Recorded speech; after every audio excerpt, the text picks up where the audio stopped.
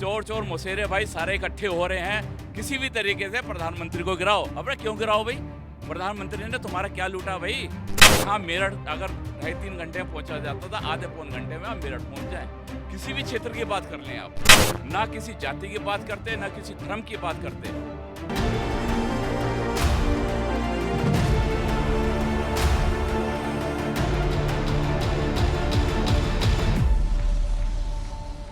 नमस्कार, मैं हूं आपके साथ नम्रता शर्मा। उत्तर प्रदेश में 2022 में विधानसभा चुनाव होने हैं और इन चुनावों को देखते हुए तमाम सियासी दल अपनी अपनी पैठ मजबूत करने की जुगत में लगे हुए हैं। फिर चाहे बीजेपी हो, कांग्रेस हो, बसपा हो या फिर सपा हो, दमखम भर रही हैं पार्टियां।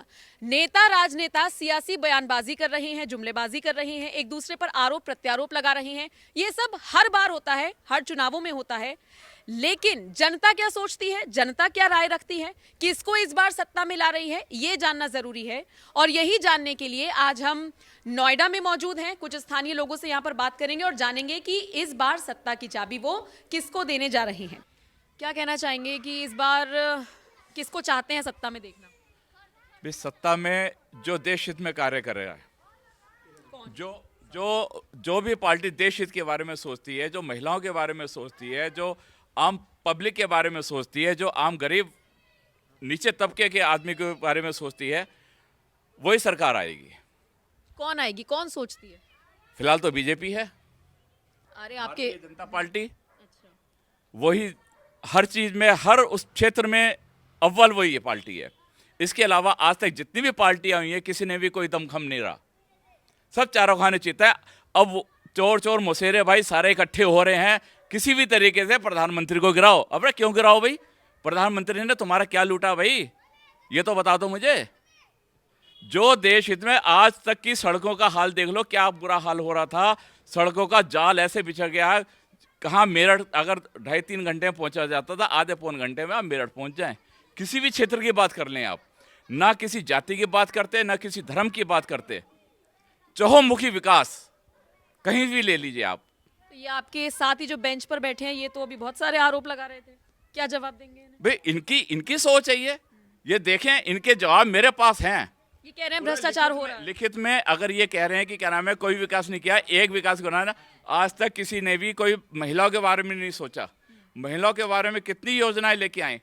दुनिया भर की महिलाएं जो हैं, बेचारी गरीब महिलाएं, आंखों में दर्द होता था उनके, धुएं के से मारे आज उज्ज्वला योजना लेके आई हैं। किसानों के बारे में सोचा है, हर महीने किसानों के बारे में 6,000 रुपये पर मंथ आ रहा है। वो किसके खाते में जा रहा है? बिचौलिए परेशान वो लोग हैं जो बिचौलिए हैं, जिनकी जेबें भरनी बंद हो गई हैं। बिचौलिए परेशान है, वही हल्ला मचा रहे हैं।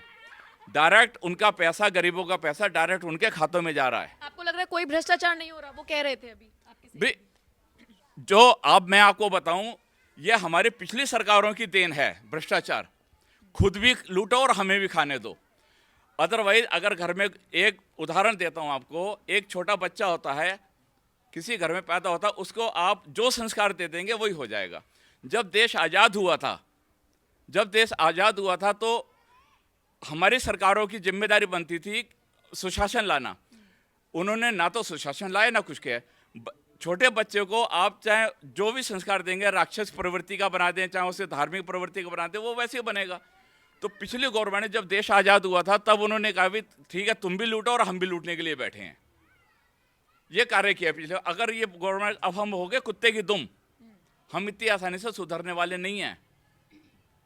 तो सुधरने में टाइम लगेगा। काफ़ी कुछ सुधार आ गया है, सुधार में आने में टाइम लगा। पहले क्या था, जहाँ कहीं भी आया, हमने केला खाया, गाड़ी से निकाल के बाहर फेंक दिया। कहीं भी खड़े हुए, ना महिला देखने, ना इसे जिप खोली और मैं कहीं भी करने लग जाते थे। आजकल जगह जगह शौचालय खुले हैं, जगह जगह व्यवस्था हुई है महिलाओं की। आपको नहीं लगता कि धर्म का मुद्दा बहुत ज्यादा होने लगा है बीजेपी में? धर्म का मुद्दा इन लोगों ने उठा रखा है। धर्म का कोई मुद्दा नहीं है। बीजेपी की तो सोच है सबका साथ सबका विकास। बताइए, मेरे सामने खबर आई थी, वैसे आपके विचार जानने के लिए आए हम तो। अभी काशी विश्वनाथ कॉरिडोर का पूरा लोकार्पण हुआ है, तो उस दौरान भगवा रंग में मस्जिद को रंग दिया गया था। फिर उसका बहुत ज्यादा विरोध हुआ, मुसलमानों ने विरोध किया और उसके बाद वापस से उसका रंग सफेद कराया गया। उसका एक रीजन था, जैसे जितने भी थे वो सब भगवा रंग के, जिसको भी ठेका दिया गया था वो भगवा रंग का वो कलर था, वो भगवा रंग। उन्होंने ना मस्जिद देखी, ना मंदिर देखा, ना किसी का घर देखा किसका है। लेकिन ये अच्छी बात है कि भाई सब धर्म का सम्मान हुआ है ना। अगर भगवा रंग में रंग या गलती से जो ठेकेदार है उन्होंने गलती कर दी है तो सरकार ने माना चीज़ के लिए, तो उनका सम्मान करते हुए उसको रंग को चेंज किया। अगर कांग्रेस का कार्यालय भी भगवा कर दिया था। नहीं, वो अलग बात है, वो तो हम बता रहे हैं ना, वो तो ठेकेदार की कमियां रही ना, सरकार की इसमें कोई कमी नहीं है। सरकार ने नहीं कहा कि आप मस्जिद को भगवा कलर में कर दो या आप किसी के कार्यालय को भगवा में कर दो, इस तरीके से कोई बगैर किसी के बोले किसी का भी घर रंग दो। नहीं, वहाँ तो सारे क्षेत्र को की बात थी, बात नहीं पूरी है। क्षेत्र की बात क्षेत्र थी। मंदिर और ये- मस्जिद जानते हैं, और ये मंदिर मस्जिद जानते ये हैं, ठेकेदार की, ये मंदिर और ठेकेदार की मस्जिद बात है। जानते हैं। ये ठेकेदार की बात है। ये- सरकार ने ये तो- देखिए, एक जब सरकार किसी क्षेत्र में पक्षपात नहीं कर रही तो ना तो वो मंदिर देख रही ना मस्जिद देख रही। अरे तो फिर वाइट क्यों करा दिया, फिर वाइट क्यों करा दिया? उनके लिए तो सब एक बराबर। भाई, आपकी सम्मान और के बगैर लिए वाइट इसलिए करवाया गया, आपके सम्मान के लिए, जिससे कि बगैर बोले आपकी- कैसे रंग देगा? आपकी बात को ऊपर रखने के लिए, आपका सम्मान करने के लिए। क्यों? आप हमारे भाई हैं, कोई जाति धर्म देख के कोई किसी का वो नहीं करता। सहमत है? नहीं जी, बिल्कुल सहमत नहीं है। तो किसी की सोच पे कोई बैन नहीं है, हर किसी की अपनी सोच है, हर किसी का अपने वक्तव्य है, किसी के अपने वो है। आपका नाम? मेरा नाम दीपक। काफी यंग लग रहे हैं आप, क्या एज है आपकी? मेरे 21। अच्छा, ये बताइए कि 2022 में चुनाव होने हैं, किसे देखते हैं कि योगी अच्छा काम कर रहे हैं या सत्ता परिवर्तन मानते हैं? नहीं, योगी ही आएंगे, सत्ता परिवर्तन का तो कोई सवाल ही नहीं उठता। और मेरा मानना तो ये है कि जितना मुझे लगता है कि पूर्ण रूप से ही योगी सरकार आएगी, और दूर दूर तक तो कोई नहीं दिखाई देता है तो मायावती का सुपड़ा साफ होता दिखाई देता है। अखिलेश को थोड़ी बहुत बढ़त मिल सकती है, बाकी पूर्ण रूप से योगी सरकार ही आएगी।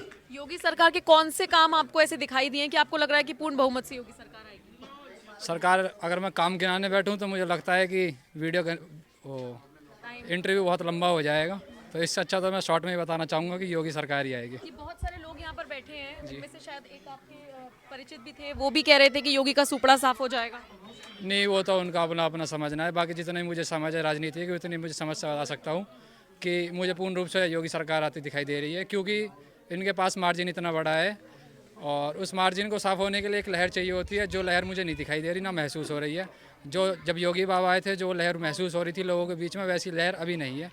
तो सुपड़ा साफ होने का तो कहीं सवाल उठता ही नहीं है। यानी यूथ योगी के फेवर में है। हाँ, यूथ तो योगी के फेवर में और ही है, केंद्र में मोदी? वो तो बराबर है।